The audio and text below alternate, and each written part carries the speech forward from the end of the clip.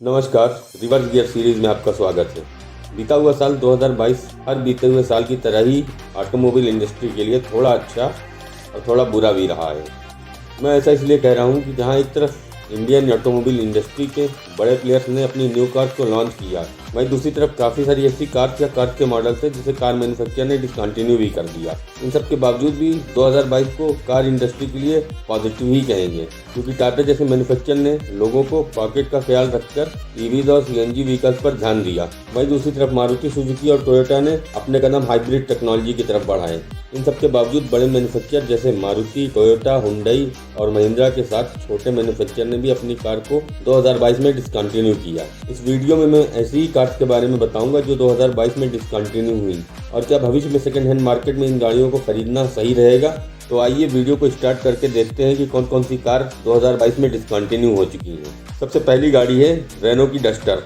ये वही गाड़ी है जिसने इंडियन ऑटोमोबाइल मार्केट में कॉम्पैक्ट एसयूवी का नया सेगमेंट दिया था, और एक टाइम पर एसयूवी को पसंद करने वालों की पहली पसंद डस्टर ही हुआ करती थी। डस्टर को रेनो ने 3 इंजन ऑप्शन के साथ सन 2012 में इंडिया में लॉन्च किया था, जिसमें एक डीजल इंजन जो 1.5 लीटर कैपेसिटी का था और 2 पेट्रोल इंजन जो 1.4 लीटर और 1.5 लीटर कैपेसिटी के साथ मिल जाते थे। इन इंजन का माइलेज 13 किलोमीटर पर लीटर से 19 किलोमीटर पर लीटर था। लेकिन समय बदला और क्रेटा के लॉन्च के बाद से ही इसके सेल्स फिगर में काफ़ी ज़्यादा कमी दिखने लगी, जबकि डस्टर अपने सेगमेंट में ऑल व्हील ड्राइव जैसे ऑफरोडिंग कैपेबिलिटीज़ के फीचर के साथ एक बड़ा बूट स्पेस भी ऑफर करती थी। रेनो ने डस्टर की सेकेंड जनरेशन को इंडिया में कभी लॉन्च ही नहीं किया, और फरवरी 2022 में डस्टर को रेनो ने डिसकंटिन्यू कर दिया। दूसरी अलविदा कह चुकी कार है हुंडई की सेडान एलेंट्रा।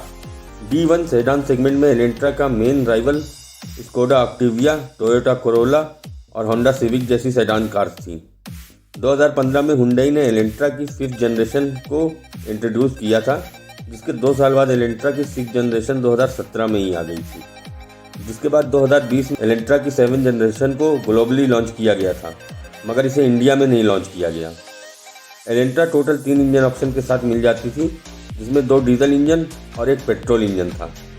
पहला डीजल इंजन 1.6 लीटर कैपेसिटी का और दूसरा डीजल इंजन 1.5 लीटर कैपेसिटी का था, और इसका पेट्रोल इंजन जो 2 लीटर कैपेसिटी का था, इसका माइलेज लगभग 14 किलोमीटर पर लीटर था। इंडिया में तेज़ी से एसयूवी की बढ़ती डिमांड की वजह से एलेंट्रा जैसी प्रीमियम सेडान्स को भी लो सेल्स फिगर का काफ़ी ज़्यादा सामना करना पड़ा। इसलिए इस गाड़ी को पिछले साल यानी मार्च 2022 में हुंडई ने डिसकंटिन्यू कर दिया। तीसरी कार है 2010 में पहली बार लॉन्च हुई वॉक्सवैगन पोलो। इस गाड़ी ने लगभग 12 सालों तक इंडिया में अपनी प्रेजेंस बनाकर रखा था। ये वॉक्सवैगन की वो कार है जो गाहे बगाहे सड़कों पर आज भी दिख जाती है। कंपनी ने इसके 1 लीटर TSI पेट्रोल इंजन को 2019 BS6 नॉर्म्स के अकॉर्डिंग अपडेट भी किया था। पोलो ओल्ड PQ प्लेटफॉर्म पर बेस्ड कार थी, और कंपनी इसकी कुछ हजार यूनिट्स को ही हर महीने प्रोड्यूस करती थी। इसके अलावा high maintenance cost, 60-40 rear split seats, projector headlamps, LED DRL जैसे एसेंशियल फीचर्स इसमें मिसिंग थे, जो कि इसकी राइवल्स में मिल जाते थे। इसके साथ ही पुअर फ्यूल एफिशिएंसी भी एक बहुत बड़ा कारण था। इन सब के चलते इसकी सेल्स काफ़ी लो थी, जिसके बाद अप्रैल 2022 में वॉक्सवैगन ने पोलो को डिसकंटिन्यू कर दिया। चौथा नंबर कोई गाड़ी नहीं बल्कि पूरी कंपनी है, क्योंकि इस कंपनी डैटसन ने अपनी 3 कार डैटसन गो प्लस और डैटसन रेडी गो को एक साथ डिसकंटिन्यू कर दिया। डैटसन निसान का ही सब ब्रांड है, जो खुद भारत में अपना काम वाइंड अप करके जाने की सोच रहा था, मगर इसकी मैग्नाइट थोड़ा गेम चेंजर रही।